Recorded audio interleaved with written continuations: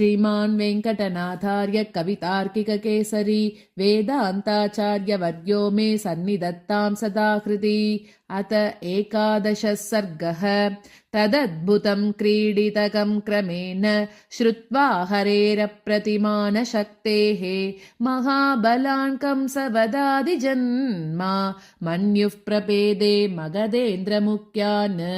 गोपालडिम्भो नरपालहन्ता कुले यदोरञ्चितमातपत्रम् अन्यश्च भूम्यामदरोत्तरत्वं हन्तेति वादान् प्रभुरभ्यनन्दत्। हलादिभिर्हेतिवरैर्यतार्हं रताङ्गमुख्यैरपि रामकृष्णौ स्ववृत्तियोग्यावसरोपयातैः प्राचीं श्रियं भ्रातुरभावयेताम्। सदैत्यजित्वध्यवरूतिनीनां सम्प्रापकं सारथिमात्रशेषं पुनः प्रवृत्तानुशयं पुरीं स्वां निन्ये जरासन्दमहार्यसन्दः।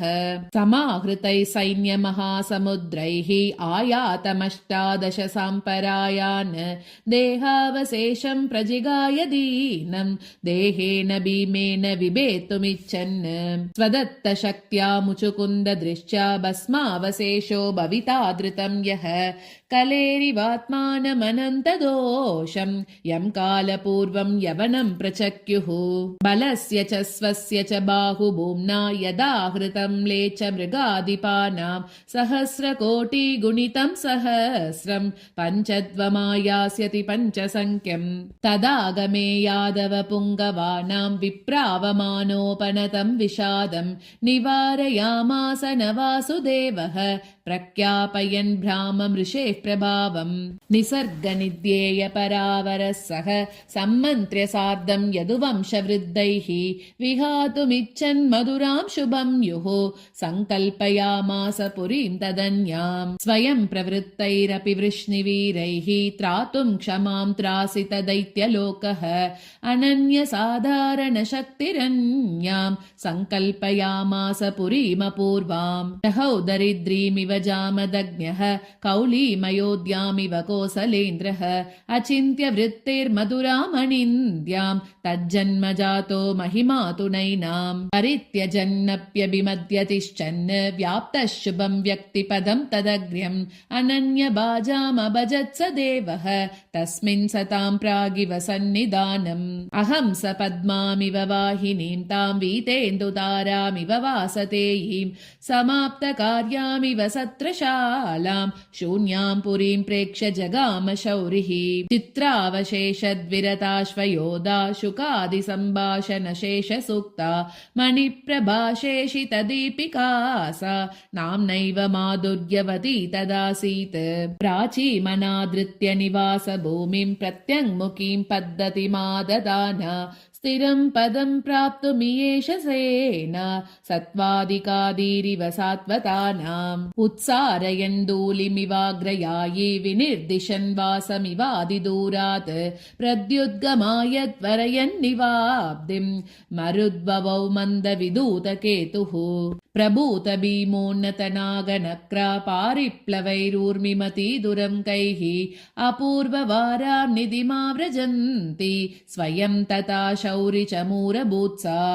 समेति मां सात्वतवाहिनीयं सिष्णासया हन्त जिगीषया वा इति प्रभूताद्भुतवैभवां ताम् उपेन्द्रनाथामुदतिशशङ्के। गतागतैर्योद्धुमिव प्रवृत्तैः आसीदतामद्भुतभीमवेगौ मितः प्रतिच्छन्दतया प्रतीक्ष्यौ वेलावने सैन्यमहासमुद्रौ। हीयसा सैन्यरवेन सद्यः पयोधिरन्तर्हिततीव्रघोषः प्रकम्पमानो वृषमाबभासे भयेन तूष्णीमिव भाव्यमानः। प्रतीक्षसेनामुपधावमानां पत्या नदीनां प्रणिधीयमानः प्रकाशयन् सर्वजनानुकूल्यं समीरनो मन्दतरं चचार। वदन्निव स्वागतमागतेभ्यः प्रभूतसन्तोषभवैः प्रणादैः तरङ्गहस्तप्रहितैः सरस्वान् अभ्यर्चयामास जगामास यदून्पयोभिः चिरप्रयातं परिहृत्य शय्याम् अभ्यागतं वारितिरादरेण मितः समायोजितवीचिहस्तः प्रायः प्रभुं प्रार्थयतः प्रसादम् निवेश्य सेनामुदते समीपे तालाङ्गसम्भावितराजताले दयाद्रमेकोपमदेहभूमा विश्वम्भरो विश्रमयां चकार कदाचिदात्मानमवाप्तरत्नं कपालिनं चन्द्रकलावतंसं क्षमं सुभिक्षां च दिवं विदातुं द्यातागतं सिन्धुमतादिदेश अनारतप्राप्तजयोद्यमानां धर्मं निजं धारयतां यदूनाम् अपत्यरक्षोचितमन्तरीपं दिव्योपमं देयमिह त्वयेति सतस्य दिक्पालनिवासकल्पां विदित्सतो वृष्णिपुरीं विशालाम् अगाधपातः परिगापि गुप्तं द्वीपं ददौ दुर्गविधानयोग्यम् बलोत्तराणामपि बह्वमित्रं स्फीतं यदूनां कुलमीक्षमानः अवन्त्ययन् विश्वविदर्तशास्त्रं दुराक्रमं दुर्गमियेष कर्तुम् सशासिता शास्त्रमनुप्रतस्ते कर्माददे कर्मफलप्रदाता प्रभुस्वबुद्ध्यैव जगन्ति गोप्तुं कुर्वीत बाह्यैरपि किं न गुप्तिम् प्रभूतरत्नद्युतिकेसरं तत् प्रवालपत्रौगपरीतपार्श्वं स्थानं हरेरिष्टतमं तदासीत् सम्भूतिराजीवमिवेन्दिरायाः प्रचोदितस्तत्र च विश्वकर्मानाथप्रसत्यै नलिनासनाद्यैः रत्यादिवैचित्र्यवतीं विदेने राशिं गुणानामिव राजधानीं सशिल्पविद्यां विधिनोपदिष्टामशेषतो नूनमधीत्य दाक्ष्यात् शुभानि तस्यां भवनानि कर्तुं सौदेषु दिव्येषु चकारयोग्यां गतागतार्थं हरिवाहिनीनां सेतुं च योगेन बबन्ध सिन्धौ चकार दिग्भागविमूढतां यः प्रत्यर्थिनां चक्रधरः प्रभावात् नलेन पूर्वं स्वसुतेन सृष्टात् नवीनमन्यूनतरं स्वक्लृप्तं समीक्ष्य तुष्यन्नपि विश्वकर्मा नाथाय रोचेत न वेत्यतां यत् सेतुरास्कन्दितकूलयुग्मः सङ्कल्पितो वासवलोकतक्ष्णा महापुरीं तां च महीं च मातुं मध्ये तुलादण्ड इवार्पितोऽभूत् निवेदितां निर्जरशिल्पिनैव स्वयं चमत्कारवता सुक्लृप्ताम् अदृष्टपूर्वामिव विश्वदर्शीं दृष्टिः सतां द्रष्टुमियेष नाथः निजप्रतिच्छन्दनिदर्शनीयां मृग्योपमानान्तरमृष्टकान्तिम् उदन्वता दत्तकरेण देवः प्रदर्शितां पूर्वमवैक्षतैनाम् अनन्यदृष्टिं नगरी नवीना विस्मेरतां विश्वपतिं निनाय स्वयं प्रभै सौदभरैरुदारैः तुङ्गैः सुमेरोरिव रत्नशृङ्गैः तामद्भुतां तारकिताग्रसौधां धर्मस्य पूर्णामिव योगसिद्धिं सपौरभृत्यः समयान्ववेक्षि विवेश वृष्ट्यन्तकयूतनाथः परेण नाकं प्रलयानभिज्ञामदीयते यस्य पुरीमचिन्त्यां स लोकनाथो विददे सनातां दूरादिकां द्वारवतीं दिवोऽपि विदाय तस्यां विदितैः स्वचिह्नैः यदून्यतास्थाननिवेशतुष्टान् तामेव नाथस्त्रिदशाभिनन्द्यां त्यक्तामयोध्यां मधुरां च मेने उदन्वती व्योमतले च लग्नां दृष्टो भयादर्पणदर्शनीये यामद्भुतामात्मपुरीं च देवाः छायाममन्यन्तमितः समीक्ष्याम् प्राकारचक्रं पृथुभिस्तरङ्गैः आस्पालयन्नम्बुधिरात्तवेगः अमर्त्यमुख्यैरपि जातकोपैः अक्षोभ्यतां व्याकुरुते वयस्याः यत्सौदपर्यङ्कजुषां वधूनां सङ्गृह्य निःश्वासगुणं समीरः पद्मेषु नूनं प्रदिश प्रविशन् प्रभाते गतागतं याति गवाक्षवर्त्माम् जालानि यत्र गुरुधूमजालैः सन्दिग्धपारावत सन्निधानैः अवासयन्नूनमहार्यगन्धान् आसेदुषां नाकसदां विमानान् परात्यरत्नप्रचितात्मभिर्या प्रासादमालाभिरलङ्कृताङ्गी नातोपभोगानुगुणां पयोदौ ननन्द दृष्ट्वैव निजामभिज्ञाम् मणिप्रदीपप्रशमप्रयुक्ते विहारचूर्णे विपले वधूनाम् अपत्रपाया समयेऽपि यस्याम् अभूतनास्ता परमार्थदीपे प्रायेण यत्र प्रमदा जनानां नित्यं गुणैरप्रतिमैर्निरुद्धाः संस्कारयोगादपि लब्धसत्त्वाः चित्रार्पिता नाकसदो न चेरुः यदन्तरे यामिकवारणानामासेदुषामम्बुनिदेरभिज्ञां कराभिमर्शेषु पुनश्चकासुः कल्लोललग्ना इव कर्णशङ्काः सौदेषु यस्यां युवसेवितेषु त्रिविष्टपाद् अप्यधिकोन्नतेषु व्रीलातिभारान्नमिता इवासन् वैमानिकैरद्युषिता विमानाः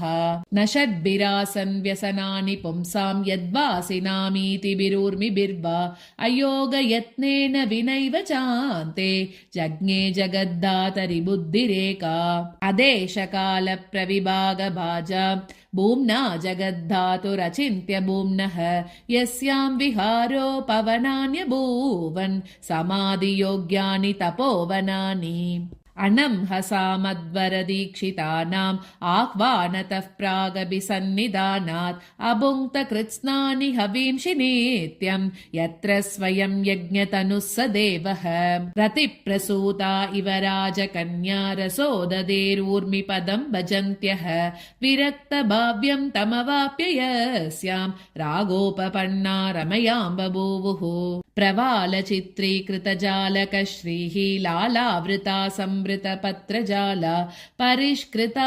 भद्रमृगादिभेर्या बभौ स्मरस्येव विहारवन्या ध्वजाग्रभिन्ना तुहिनांशुबिम्बात् अनुक्षरन्त्या सुदयानुलिप्तैः चिरप्रक्लृप्तैरपि यत्र सौदैः नित्यं नवीनैरिव निर्बभासे स्ववैभवैरप्रतिरूपशोभैः व्यक्तश्रियो वाङ्मनसा निवृत्तैः तिरोददुर्यत्र नरेन्द्रवासाः स्वयं प्रभां देवसभां सुधर्माम् विभूतिभेदैरनुपप्लवैर्या भोगार्तिनां भूमिकताभ्यभौमैः निवारयामास तपोधनानां वासादरं वासवराजधान्याम् यत्सौदरत्नप्रकरेषु विश्वक प्रसारितैरन्वहमैकमुख्यात् करैः सहस्रेण गृहीतदीप्तिः प्रत्योतते नूनमतीव भास्वान् यच्चन्द्रशालासु निषेदुषीणां मृगीदृशां